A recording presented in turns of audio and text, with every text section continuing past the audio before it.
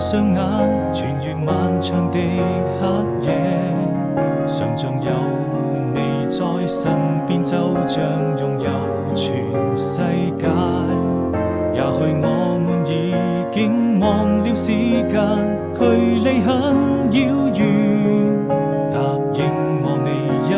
定要好好珍惜眼前，人藏最深的思念，分開以後不需再見，每一天都是人片，那些愛過的人依然會出現。當我閉上雙眼，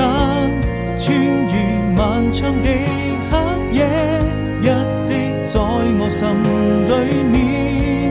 逐漸模糊的視線，而你就注定是我此生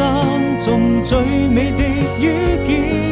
寫下彼此的相念，這熱的心從來